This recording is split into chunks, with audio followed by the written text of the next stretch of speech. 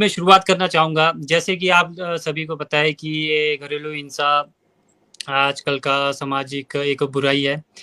अगर हम इसकी पृष्ठभूमि पे जाएँ तो आपको वैसे ज़्यादातर लोगों को नहीं भी पता होता है, लेकिन हम अपने विभिन्न माध्यमों से इसे जानकारी देते रहते हैं। अगर इसे देखा जाए तो ये घरेलू हिंसा अधिनियम जो है, इसका पूरा नाम हम बोल सकते हैं protection of women from domestic violence act, यानी घरेलू हिंसा से महिला घरेलू हिंसा से महिला का संरक्षण अधिनियम 2005, जो कि 2005 में संसद में पेश हुआ था और 26 अक्टूबर 2006 को ये पूरे देश में लागू हुआ। अब इसे लागू करने के क्या कारण थे? देखिए जी, इससे पहले जो है 2005 से पहले हम जो भी महिलाओं से संबंधित ऐसे तो कानून काफ़ी थे, लेकिन जो एक घरेलू हिंसा से संबंधित एक व्यापक कानून नहीं था, जिसको समझकर इसे प्रस्तुत किया गया। बेसिकली ये कानून जो है 5 चैप्टर में डिवाइडेड है और इसमें लगभग 37 सेक्शन एंड सब सेक्शन है ना जी? तो मैं अपना वैसे पहले परिचय देता हूँ, फिर इस एक्ट पे आता हूँ। मैं अनुराज नेगी हूँ और मैं प्रोटेक्शन ऑफिसर हूँ। बेसिकली हम जो है हमारा विभाग सोशल जस्टिस एंड एम्पावरमेंट है, यानी सामाजिक न्याय एवं अधिकारिता विभाग, जिसका एक विंग है महिला एवं बाल विकास निदेशालय। इसके अंतर्गत हम वैसे तो हमें कई तरह के डेजिग्नेशन मिले, हम वैसे सुपरवाइजर भी है जो आंगनवाड़ी सर्विसेज देखते हैं। इसके अलावा हम ये जिस इस समय प्रोटेक्शन ऑफिसर है, यानी संरक्षण अधिकारी है, और इसके अलावा एक दो जैसे सशस्त्र अधिकारी, ये इस तरीके का हमारे को उपाधियां या डेजिग्नेशन दे के रखी है। तो अब एक्ट पे आते हैं। मैं पहले एक्ट पे या एक्ट पे थोड़ा डिस्कस करूंगा, फिर इसके कारण, इसके प्रभाव क्यों हो रहा है हमारे किन्नौर में, पूरे देश में या पूरे प्रदेश में, इस पे थोड़ी अपनी पर्सनल प्लस जो भी मेरा अभी 7 से 8 साल गवर्नमेंट सर्विस करते हुए अनुभव हुआ है, उसको मैं आपके जो जो इसमें मेन हमें महिलाओं को मिलते हैं, रिलीफ मिलते हैं, उस पर चर्चा करेंगे। ठीक है जी।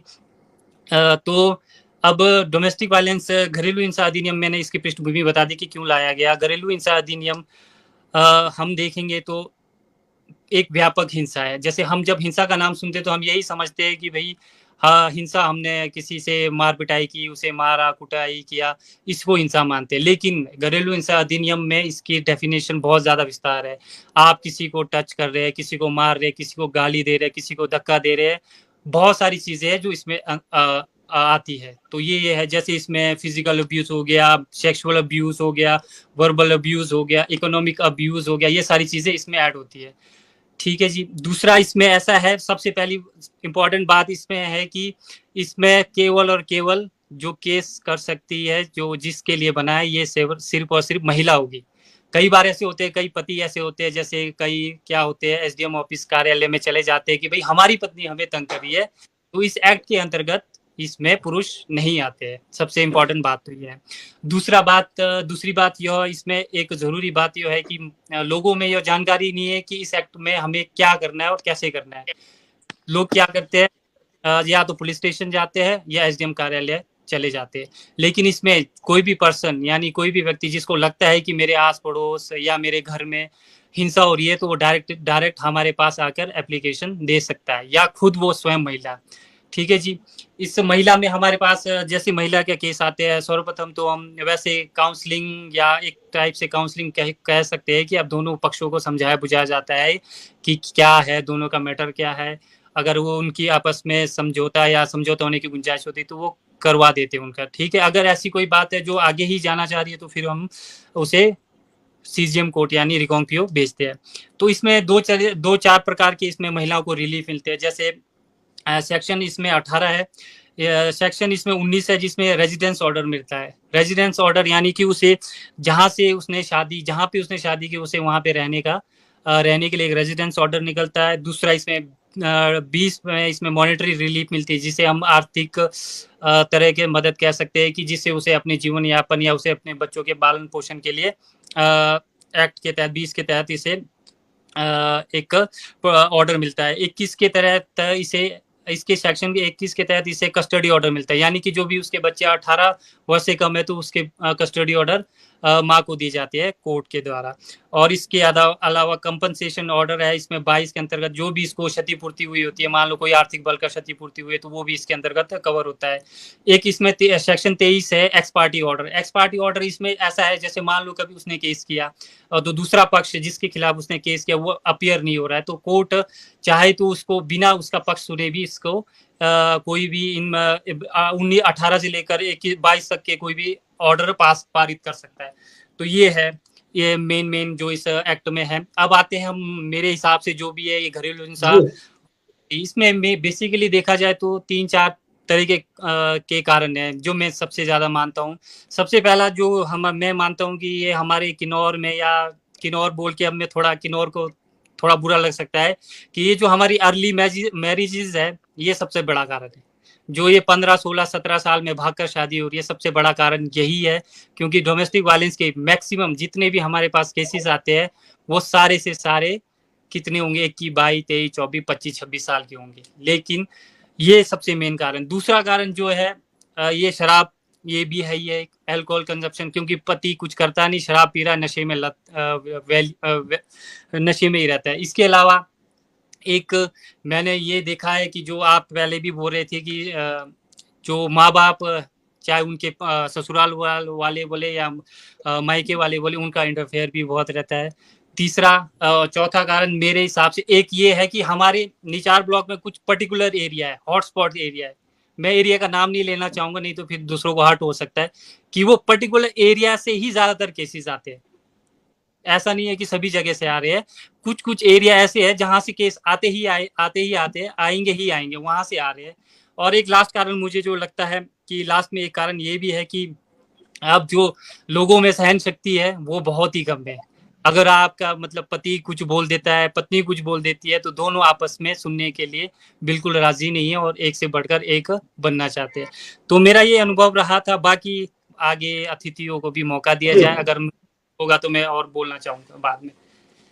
बहुत खूब, आपने बहुत अच्छा अनुभव बताया और यहाँ पर आपने 2-3 चीजें बताई है। आपने अर्ली मैरिज मुख्य कारण रहा है और आपका शराब आपका इसमें मुख्य कारण है और माता पिता का इसमें अहम रोल है और सहन शक्ति का नहीं होना है। और सबसे पहले मैं यहाँ पर सवाल करूंगा महिला, क्योंकि अगर हम बात करें तो पुरुष समाज पर ही आता है कि बोलेंगे सबसे ज्यादा पुरुष जुड़े थे, महिला से तो कोई नहीं है। फिर बात आएगी कि जो है जो वायलेंस जो होता है वो पुरुष के कारण ही होता है। तो इसलिए हमारे साथ अतिथि जुड़े हैं भारती जी। भारती जी, आपसे एक छोटा सा जानना चाहेंगे, जो पहले जो है महिलाओं इतने पढ़े लिखे नहीं होते थे, अगर पहले के महिला इतने पढ़े लिखे नहीं होते थे, उसके बावजूद जो है घर जो है चलाते थे आराम से। और आजकल जो है घर टूट रहे हैं पढ़े लिखे होकर भी, जबकि महिलाएं उस समय अनपढ़ थी तो अच्छा घर चलाते थे, परिवार जोड़ते थे, 12-12, 15-15, 20-20 परिवार को जो है साथ रहते थे। लेकिन आजकल वैसा नहीं है। तो इसका मुख्य क्या कारण हो सकता है? भारती जी, आप बताएंगे कि उस दौर के जमाने में और अब दौर के जमाने में ये क्या कारण है कि जो है घर तेजी से टूट रहे हैं? सर, पहले तो मैं अपना परिचय देती हूँ। मैं social welfare society for women Himachal Pradesh की कार्यकारी सदस्य हूँ और महिला शक्ति जिला अध्यक्ष, राष्ट्रीय शाश्वत समाज सेवा फाउंडेशन एनजीओ भारत जिला किन्नौर की अध्यक्ष हूँ।